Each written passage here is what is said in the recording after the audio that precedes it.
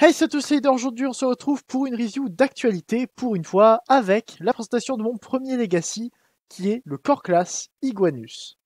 Iguanus est un Pretender Decepticon de la G1. Pour ceux qui ne connaissent pas encore le principe des jouets, il s'agit de robots simples qui se transforment en quelques étapes et qui n'ont pas grand chose d'intéressant en eux-mêmes, et qui logent dans une coquille Pretender qui leur donne une apparence organique. Côté fiction, il s'agit de robots normaux qui peuvent se déguiser en humains ou en monstres, là aussi organiques. C'est difficile à comprendre et à utiliser, et il y a eu plusieurs variations. Les coquilles ont pu être des animaux, des humains, des monstres et même des véhicules. Les Mega Pretender et Ultra Pretender ont poussé le concept encore plus loin, allant jusqu'à proposer des coquilles transformables qui logeaient dans des plus gros véhicules. Je trouve l'histoire de la Révolution assez intéressante, mais vous n'êtes pas là pour ça. Iguanus est l'un des Decepticons de la vague 2 de 88 des Pretenders, la première année de leur existence. Le personnage peut être résumé à son amour des lézards, qu'il a contracté à partir du choix de son armure, qui reprend l'apparence d'un lézard humanoïde. Il pense avoir un lien avec les reptiles et voudrait s'en rapprocher, ce qui peut mener à la version Beast du personnage, dont c'est le mode alternatif. Et justement, les designers de chez Hasbro ont entendu cette volonté et l'ont exaucée. Iguanus vient dans cette magnifique boîte Core Class de Legacy, le même format que les Core Class de Studio Series. J'aime beaucoup les couleurs néon vibrantes des visuels Legacy, ça donne envie d'avoir les boîtes. J'aime aussi le fait qu'on retrouve des boîtes faciles à ouvrir pour cette classe. Non seulement ça permet d'avoir une disparition du plastique puisque la vitre est absente, mais on n'a plus à découper la carte ou la bulle pour trouver une façon de le sortir de là. Non vraiment, je trouve que c'est une excellente innovation. Et on retrouve Iguanus en mode alternatif, une petite moto d'un style cybertronien qui reprend le design de son jouet G1, d'une façon plus complète et plus détaillée. Les couleurs sont très belles, avec un violet un peu foncé mais pas trop soutenu, du rouge légèrement rosé pour les roues et quelques autres détails, du doré foncé du plus bel effet, et un gris clair très particulier pour la vitre avant. Alors bien sûr, la moto est loin d'être réaliste. Elle ne tente pas de reprendre une moto terrestre, mais plutôt l'allure bancale d'un jouet simpliste arrivé sur la fin de la G1, avec de nombreux défauts et sans trop de budget. Mais je trouve que ça passe très bien, même si on voit clairement les bras sur les côtés de la roue avant et les jambes à l'arrière. Les roues sont assez larges pour qu'ils tiennent debout sans avoir besoin de stand, mais il suffit de détacher un pied ou une main sur le côté pour en créer un. Iguanus vient avec un accessoire bizarre, une sorte de pince étrange avec un peg 5 mm d'un côté, un peg 3 mm de l'autre et un port 5 mm des deux côtés avant et arrière, qui peut se placer sur le dessus de la moto. C'est censé être une partie d'une arme à fabriquer avec celle de Hot Rod et Skyward de la même classe. Malheureusement, Hot Rod est raté, donc je ne le prendrai sans doute jamais, et j'ai déjà un Skywarp, comme j'ai montré dans l'une de mes dernières reviews de 2021. Niveau taille, Iguanus est un core class qui paraît assez conséquent.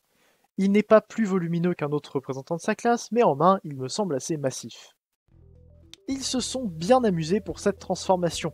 Les jambes et les bras se détachent simplement, avec une double rotation pour les jambes et les pieds. Et les roues sont sur des axes bizarres tenus à des ball joints décentrés qui permettent de les ramener de façon symétrique sur le dos.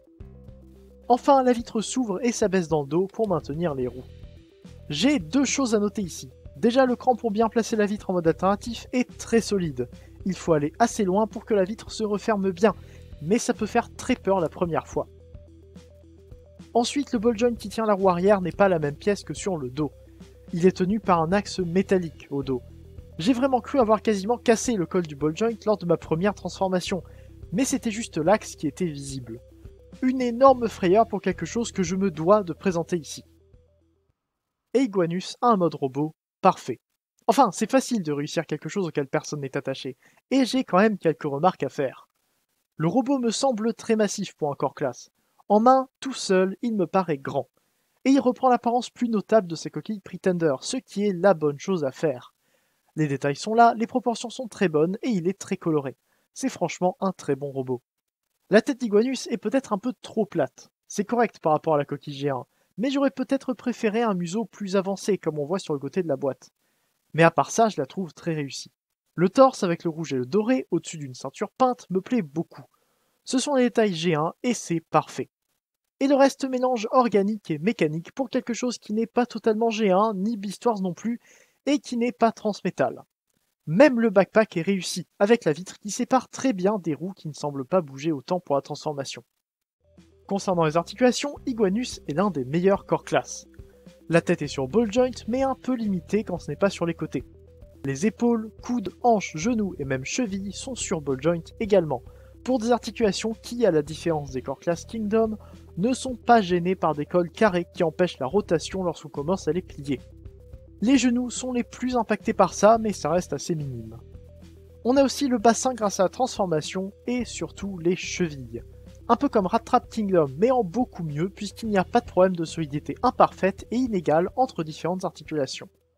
Une fois toutes les articulations mises en œuvre, on peut lui donner des poses très sympas et plutôt complexes pour un représentant de sa classe. Et même si son accessoire n'est pas le meilleur, ça reste amusant de le voir l'utiliser. Il peut d'ailleurs la prendre par-dessous sa main parce qu'il y a un port 5 mm, tout comme sous les pieds et derrière les mollets. Je trouve que c'est une excellente idée. On peut même lui donner les armures Pretender pour All the Primes en mode arme, même si ça peut être assez difficile de les faire tenir à cause de ports trop courts. J'espère vraiment que de futures versions des Pretenders pourront faire ça. Par contre, il ne peut pas tenir les armes détachées des armures parce que ses mains sont trop larges pour ça. Iguanus n'est pas particulièrement grand, mais ses proportions le font paraître plus grand qu'il ne l'est, surtout en boîte. Je ne peux qu'attendre d'autres Pretenders Decepticons sur le même principe, et pourquoi pas un ou deux Autobots. Je suppose que les leaks ont prouvé quels seraient les prochains, mais je rappelle ici que je ne souhaite pas en entendre parler.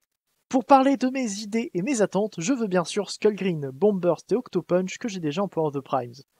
Bludgeon n'aurait besoin que d'une version simplifiée de son jeu Revenge of the Fallen, et un Thunderwing vendu dans une classe supérieure qui reposerait sur le même principe, mais avec une armure supplémentaire pour son design de Stormbringer, serait une idée parfaite qu'il me faut absolument, et qui collerait avec l'arrivée de Jaxus en Legacy pour continuer les personnages des comics Marvel G1.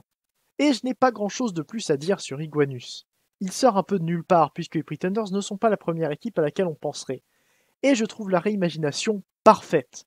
Donner à la coquille le mode alternatif du robot, je trouve que c'est une très bonne idée, et il commence avec une petite perle. Je ne peux que recommander Iguanus. Il est très beau, il est très amusant à transformer et très sympa à mettre en situation. Si j'avais un seul reproche à lui faire, ce serait sur cet accessoire qui ne permet pas d'utiliser totalement le potentiel de la figurine. L'idée est très bonne et a été brillamment exécutée pour une nouvelle réinvention des Pretenders que je ne peux qu'aimer. Merci à vous d'avoir regardé cette review. Abonnez-vous pour ne pas louper les prochaines.